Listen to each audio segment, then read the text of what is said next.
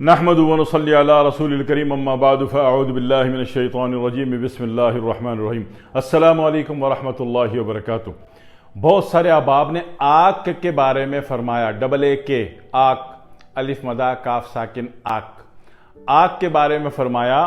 तो आक के बारे में कुछ बातें तो मैं आपसे अर्ज़ कर दूंगा, मगर मुकम्मल तरीन बात मैं अर्ज़ नहीं कर पाऊंगा, ठीक है। इसलिए कि आक एक आसान चीज़ नहीं है। गैर हकीम अगर इसमें हाथ डालेगा, इसकी दवा बनाने में सिवाय नुकसान के उसके हाथ में कुछ भी नहीं आएगा। तो मैं जनरल इतनी बात कर सकता हूँ, करने को तैयार हूँ, कर रहा हूँ, जिससे हर कोई फ़ायदा उठा सके। एक तो सबसे पहली बात यह कि आक के जो पौधे हैं बड़ा ही खूबसूरत, बड़ा प्यारी सी झाड़ होती है, खूबसूरत सी। उसमें इंडिगो से क्राउन फ्लावर जिसको कहते हैं, क्राउन फ्लावर, ये खुलने के बाद ऐसे हो जाते हैं जैसे ताज, बादशाह सलामत बैठे हों फूल के ऊपर। तो इंडिगो पर्पल जामनी कलर के इसमें फूल होते हैं। तो ये बआसानी मिल जाता है, ये कब्रिस्तानों में मिल जाता है, वीरानों में मिल जाता है।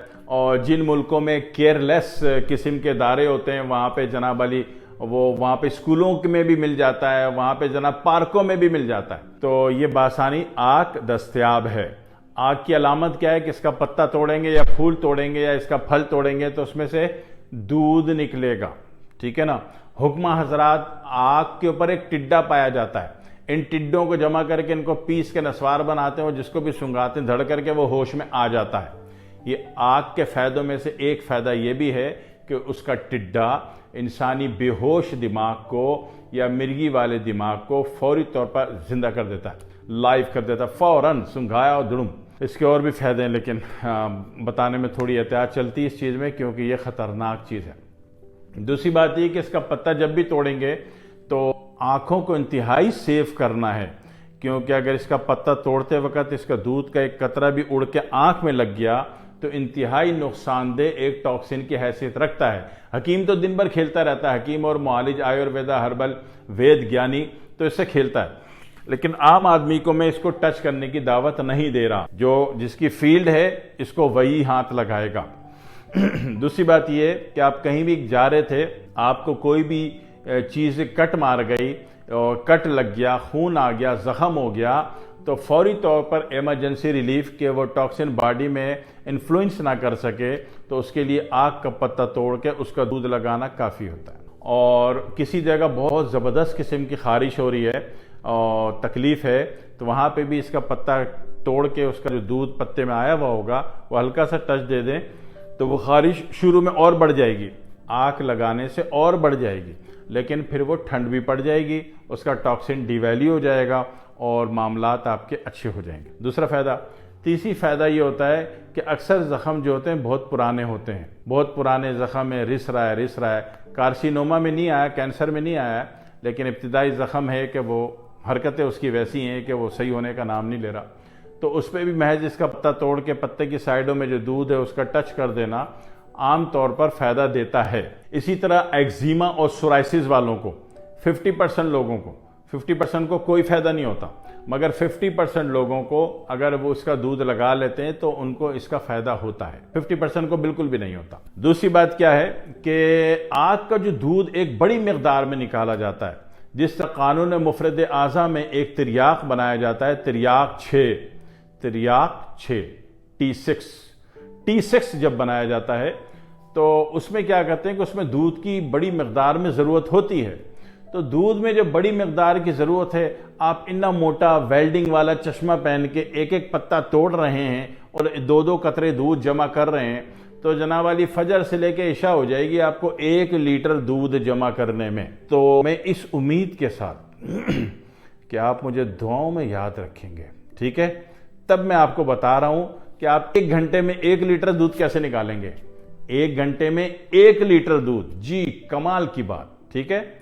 आंखों में वेल्डिंग वाला जो चश्मा होता है, पूरा आंख सेव होती हैं, वो चश्मा पहन के, वेल्डिंग वाला चश्मा होना चाहिए जिस दिन आप आंख के ऊपर काम करेंगे, ठीक है, हाँ जी, वेल्डिंग ग्लास, नहीं तो नहीं करेंगे फिर, सही। तो वो वाला चश्मा पहन के आप आग के दरख्त को नीचे से पकड़े, बुगदा मार के काट दें उसको घर ले आए, घर ला के उसको उल्टा लटका दें, ऊपर कोई रस्सी बांध के उसको जो नीचे वाला जड़ वाला सिरा था वो उल्टा करके ऊपर वाली रस्सी से बांध दिया, वो नीचे लटक गया उल्टा होके। जब बंदे को उल्टा लटकाओ तो सब बोलता है नहीं बोलता है ना। हमारे यहाँ तो हाथी भी बोलता है कि मैं ही हरन हूँ, मैं ही हरन हूँ, है ना। उल्टा करो तो सही।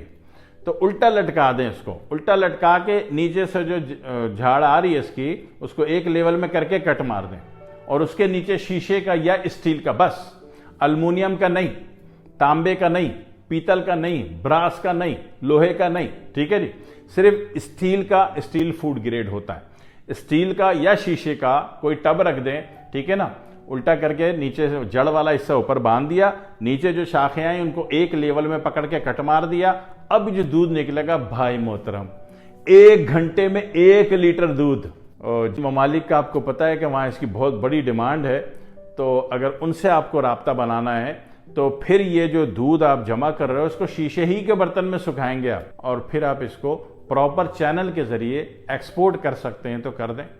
इसकी बाहर मुल्कों में बहुत बड़ी डिमांड है, और किस खाते में डिमांड है, और जब आपको डिमांड पता चलेगी तो ये भी पता चल जाएगा बाहर इसका क्या यूज़ होता है, ठीक है।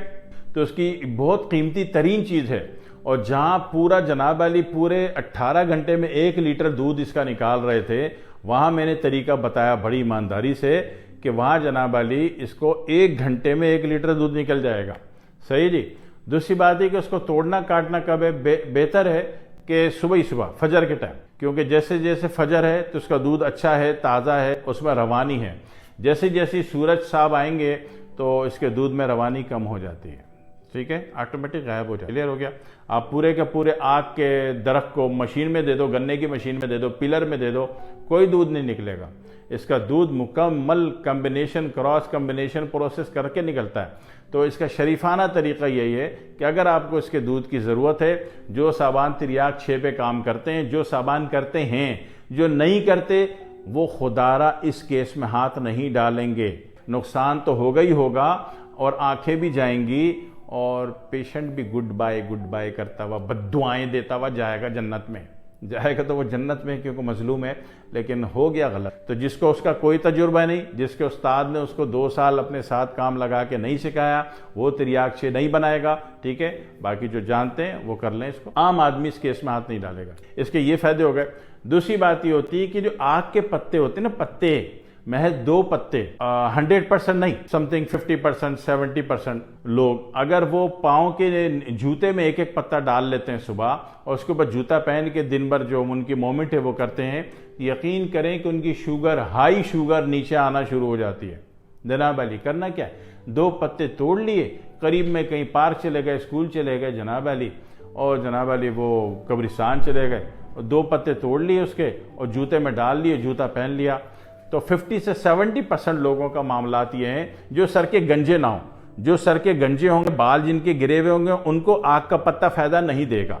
जिनके सर पे बाल अच्छे हैं, मजबूत हैं, बेगम जितनी जोर से खींच ले बाल नहीं टूटते, उनकी शुगर को फायदा देगा, ठीक है। एक दफा बेगम से बाल खिंचवा के देख लेना, फिर जो मर्जी करो। तो फिर आप जूते में इसके पत्ते रखोगे तो भाई साहब आपकी शुगर, हाई शुगर नीचे आनी शुरू हो जाती है। आप पूरी जिंदगी दुआएं देते हो, खाया कुछ नहीं, पिया कुछ नहीं, खर्चा कोई नहीं, शुगर बेहतर हो गई। करके जरूर देखिएगा, दुआओं में याद रखिएगा। वस्सलामु अलैकुम वरहमतुल्लाहि वबरकातुहू।